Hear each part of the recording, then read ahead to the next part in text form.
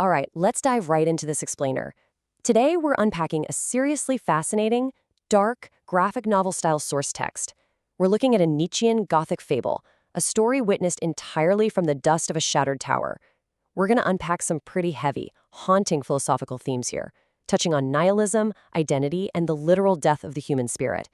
The imagery we're about to go through captures the essence of a world totally consumed by logic and stasis.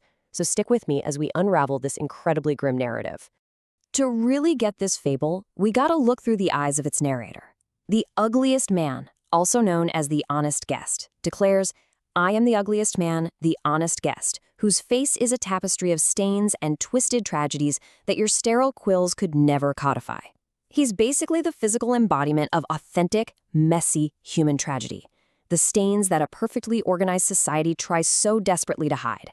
He's sitting in the dust, watching his underground twin, the once joyful and buoyant jester, descend from his carefree dance. You know, the jester used to be full of life, but something dark is creeping into their world, and our ugliest man is the silent witness to this tragic downfall. So that brings us to Section 1, the Creed of Negation and the terminal stasis of the ink blot. So who or what is the antagonist we're dealing with here? Well, it's the ink blot of negation. It brings with it a doctrine of righteous nihilism, seeking what's called a great noon of stabilization. What does that actually mean? Basically, it wants to take anything fluid, chaotic, or authentically human and just freeze it into terminal stasis. It projects these incredibly heavy marble blocks of societal duty to just crush the messy pulse of being. The creed literally seeks to blot out authentic tragedy and replace it with rigid, inescapable, completely sterile laws. Moving right along to Section 2, Dancer to Clockwork Corpse, highlighting the devolution of the Willem Nair, which is our jester. Heading down to the riverbank, we're basically watching the psychic death of the jester play out in 3 incredibly grim steps as the Creed of Negation actively destroys him. First, he starts out as the Phallus, which is a Latin term meaning an empty bellows. He's completely unburdened, breathing the pure wind of life, just an open vessel for the unconscious. But then, the ink blot raises the uncanny mirror, which begins to weave those heavy marble blocks of societal duty right around the poor dancer's feet. Finally, the buoyant dancer is just entirely frozen. He gets swallowed up by the clockwork abyss. Ironically, he becomes the most expensive clock in an empty room. He ticks and functions perfectly, sure, but there's absolutely no pulse of life left to appreciate it. Which leads us perfectly into Section 3, the False Pink Redemption, escaping into the void. As the jester realizes he's trapped, he looks around the marketplace for an out, only to be met with 2 truly harrowing parables of doom. First, there's the clockwork martyr. The jester watches an alchemist willingly trade his own human blood for gears of perfect data. The guy thinks he's achieving perfection, but in this darkly absurd twist, he just becomes a static, ticking, smiling corpse. Then there's the alternative offered by society, the pink numbness. A pale redeemer offers the citizens a sweet pink syrup of salvation. But as the jester watches, that syrup turns into the black residue of the ink blot. The citizens who are supposedly successfully saved simply float away as rotting corpses, with their shrouds blown into the void by the very first wild wind of reality. Both paths, whether it's obsessive data or false sugary salvation, completely eradicate the human spirit. Now, there's a really neat philological trick in the text here that is absolutely vital to grasp. It talks about being saved or loosened from our worldly burdens. But if we actually trace the philological root of the word, los, meaning loosened, we see the trap. This false liberation, this loosening by the Redeemer, doesn't actually free the citizens. It just turns them into paralyzed saints made of scar tissue and black ink.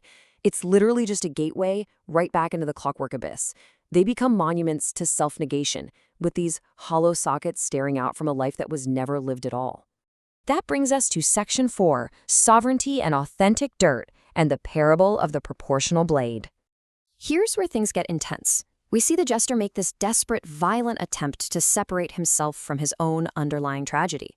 He grabs a golden sword and tries to strike the ugliest man, his own underground twin, hoping to just cut away the ugliness so he can reclaim his brilliant light. But as he raises the blade, the jester's own chest starts to bleed. It's such a profound existential lesson. Sovereignty and personal dirt, meaning our flaws, our traumas, our stains, are fundamentally proportional. You literally cannot sever your identity from your authentic dirt. If you destroy the shadow, you invite the destruction of the substance itself. You just can't have the light without the dark. Which sets up Section 5, the silenced truth-telling monster and the domesticated omen.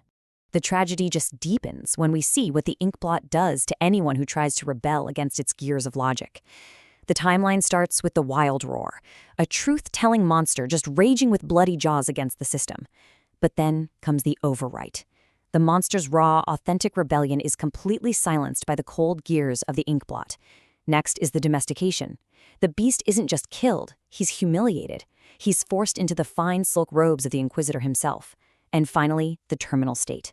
The rebel becomes a static monument to the exact dogmas he once roared against, suffering purely from digital decay. Watching this all unfold, the jester weeps silently. He realizes that the sacred bread of his own rebellion is being domesticated into absolute nothingness. And we finally arrive at our last chapter, Section 6, Descent into the Abyss and the Failure of Laughter. This is where the dark critique of our Gothic fable hits its climax. The jester finally accepts the hollow reality of his whole situation. He realizes that his unburdened emptiness, his joyous dancing, it was all only ever a temporary reprieve from a psychic death through calculation. His guttural laugh wasn't a win. It was just a catalyst for a deeper atavism, basically a reversion to a primitive, darker state. The people around him haven't just lost their way, they've completely rejected the messy pulse of being, fully embracing a holy nihilism that makes them the perfect citizens of the void. This brilliantly captures the absolute devastation of the jester's realization. He states, "I am no longer the dancer. I am the cosmic scribe's final sentence," proving that any identity seeking a detached divinity is merely a monument to a life that will never be lived. In his final devastating act of sovereignty, the jester clenches his Faustian fist around the void of the ugliest man's tragedy. The star of high time blots out his sun. He ceases to be the dancer, completely accepting his fate and becoming yet another smiling corpse in a windowless room. So as we wrap up this explainer, I really want to leave you with a provocative thought. This fable is undeniably dark, sure, but it serves as an incredibly powerful mirror for us. Are you embracing your own messy pulse of being, your flaws, your dirt, your authentic tragedy, or are you allowing the gears of logic and societal duty to turn you into an expensive clock in an empty room? It's a heavy question, for sure, but one that demands an answer if we actually want to live a life that is truly lived. Keep this question in the back of your mind and let it challenge you to reject terminal stasis. Thanks so much for joining me for this explainer, and I hope this sparks some deep curiosity for you to explore these wild concepts even further.